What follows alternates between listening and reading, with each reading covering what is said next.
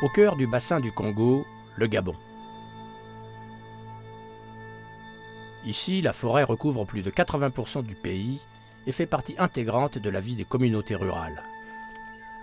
La première chose que je peux vous dire seulement que c'est la forêt qui nous a fait. Nous, on vit de la forêt. Et la forêt représente tout pour nous. S'il n'y a pas de forêt, il n'y a pas de vie. Et c'est pour cela que nous la préservons.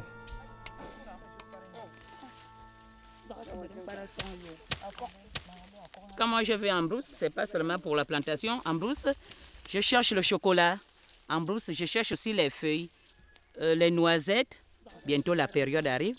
On va essayer de voir ce qu'on peut récolter avec les autres femmes du village. La moitié tu peux vendre et la moitié tu manges avec les enfants.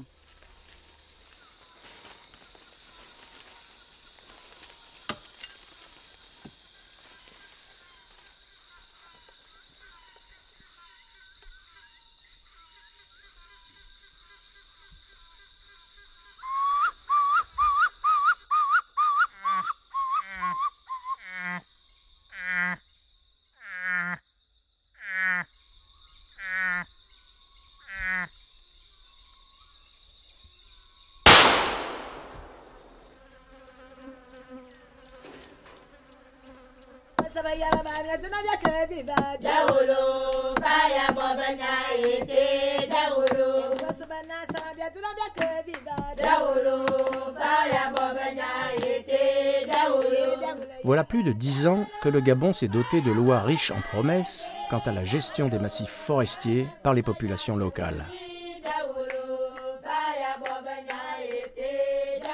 Le projet d'ACEFI pour développement d'alternatives communautaires à l'exploitation forestière illégale est venu en appui pour développer le concept de forêt communautaire. Financé par l'Union européenne, ce programme est mis en œuvre par le WWF, l'ASBL Nature Plus et la faculté de Jean Blou Agrobiotech en Belgique.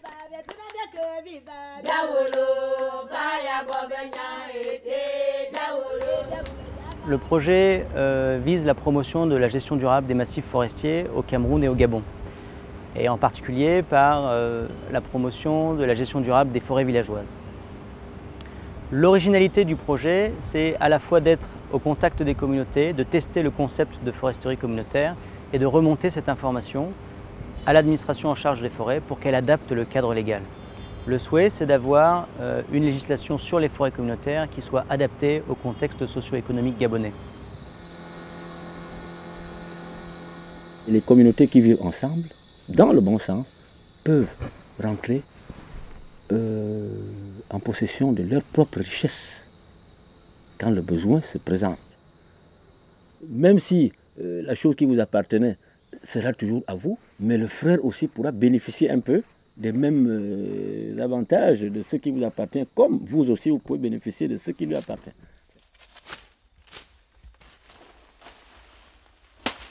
Pour mener à bien ces projets de développement communautaire, les villageois doivent s'organiser en associations, s'entendre et trouver des consensus. Je pense qu'un des principaux défis d'une gestion communautaire, c'est la résolution des conflits. Il ne faut pas faire d'angélisme, il y a dans la foresterie sociale et communautaire besoin de dynamique locale forte et d'apaiser beaucoup de tensions. Donc au-delà de l'enjeu d'arriver à bien gérer la ressource forestière, il y a l'enjeu de ne pas instiller des dissensions sociales. Il y a 3 hectares de champs de verger. Créer l'association, c'est pour essayer de regrouper les gens pour qu'ils vivent, qu'ils conjuguent ensemble, qu'ils aient les mêmes idées à peu près, qu'ils regardent dans la même direction. C'est pour essayer de regrouper les gens pour qu'il y ait de l'entente entre eux.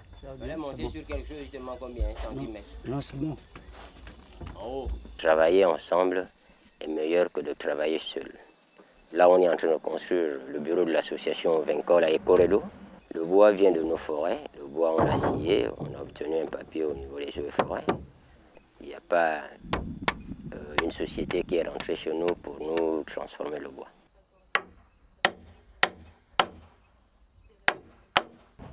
Le choix du village dans le processus de forêt communautaire, c'est quitter l'illégalité pour la légalité et avoir nos forêts et l'utiliser à bon escient.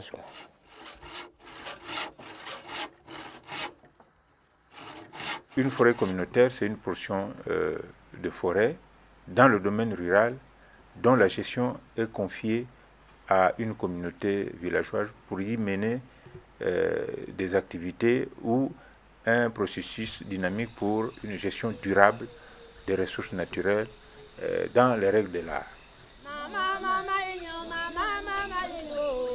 La création d'une forêt communautaire induit des changements importants d'ordre technique, économique et social. Elle permet une autonomisation et une responsabilisation des communautés rurales.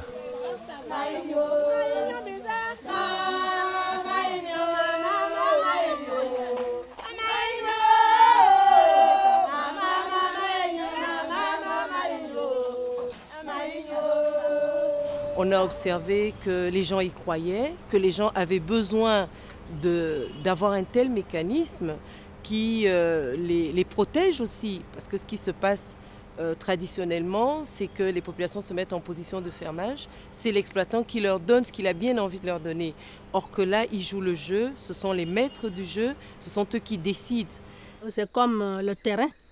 Quand tu as ton terrain que tu es déjà à lotir, personne ne peut pas venir travailler ou bien faire les maisons dedans. C'est pour cela qu'on fait ça.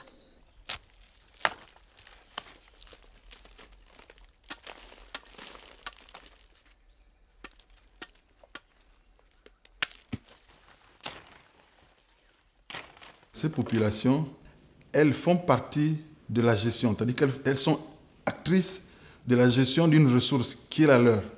Donc dans ces conditions, elles se mettent du côté de l'État pour défendre la survie de cette ressource-là. Les revenus issus de l'exploitation raisonnée de la forêt communautaire permettront de réaliser des projets au profit des habitants du village.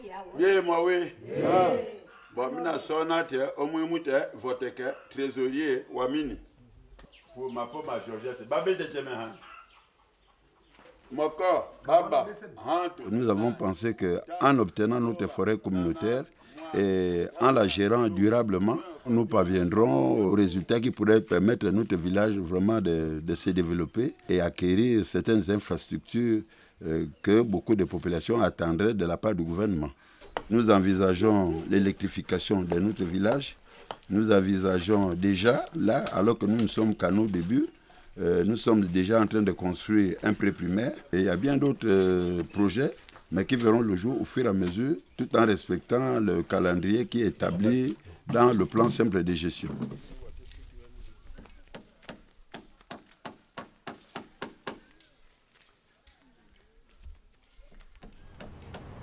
Le projet d'ACEFI n'a pas uniquement travaillé sur la promotion de ce concept de forêt communautaire et la création des forêts communautaires. On a aussi développé tout un panel d'activités pour renforcer les capacités des villageois.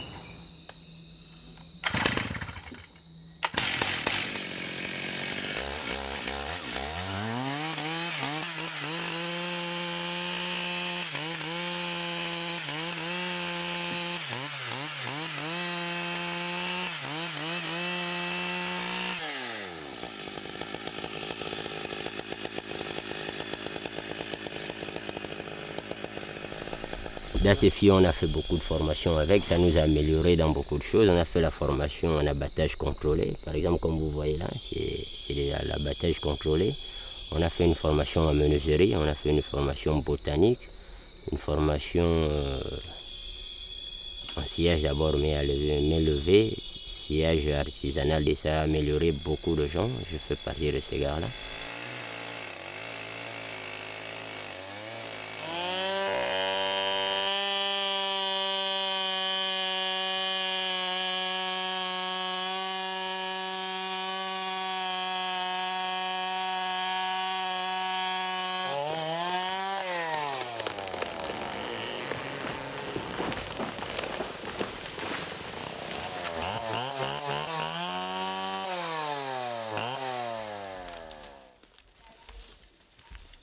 j'ai appris comment il faut abattre un bois qui a des contreforts et comment il faut abattre un bois qui n'a pas de contrefort.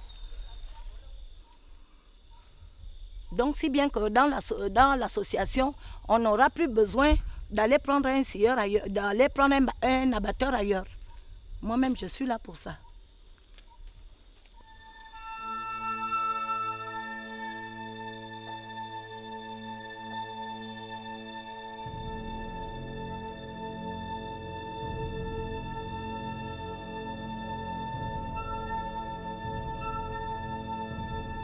L'utilisation de la forêt au rythme des villageois. La forêt pour et par les villageois. Mais ce modèle de gestion résistera-t-il à la pression sur la ressource en bois au niveau régional et mondial ?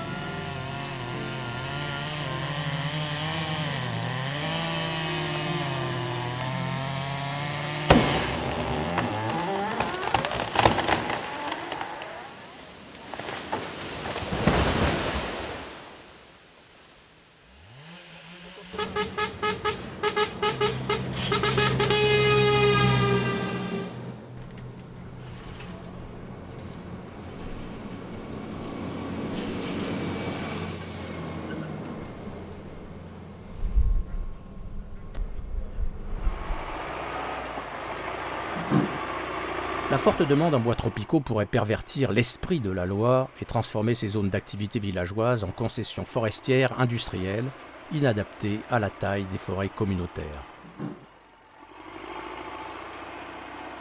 On ne veut pas voir intervenir dans ce milieu-là des gens qui disposent des moyens et qui viendront du moins exploiter ces ressources-là en un des temps alors qu'on veut que ça s'inscrive dans la durée. Si aujourd'hui on a une bonne vision sur le processus de création, on manque encore de recul sur la gestion à long terme de ces forêts communautaires. Et l'enjeu aujourd'hui, c'est de bien comprendre et de mieux cerner le type d'accompagnement que peut proposer l'administration en charge des forêts à ces communautés pour qu'elles puissent être guidées sur le long terme dans la gestion de leurs forêts communautaires. L'État a fourni pas mal d'efforts. Mais il n'empêche que les moyens d'accompagnement sur le plan logistique, sur le plan financier sont à trouver pour véritablement accompagner les communautés villageoises.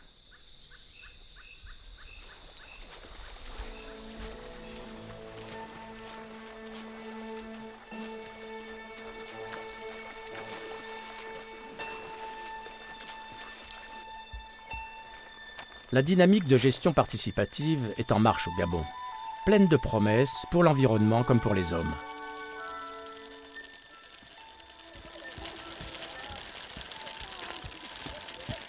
C'est une opportunité qui nous est offerte et que nous devons saisir. J'aime la forêt communautaire dans mon village. Je veux que ça soit dans mon village. Notre association, il faudrait, c'est-à-dire, elle sera éternelle jusqu'à la fin du temps, parce que là, jusqu'à présent, on édifie les jeunes enfants pour que ça ne s'arrête pas à mi-chemin.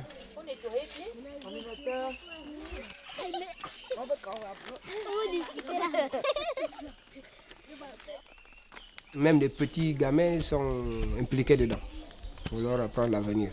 Parce qu'on nous parle du présent et du futur. Il ne faut pas s'arrêter ici.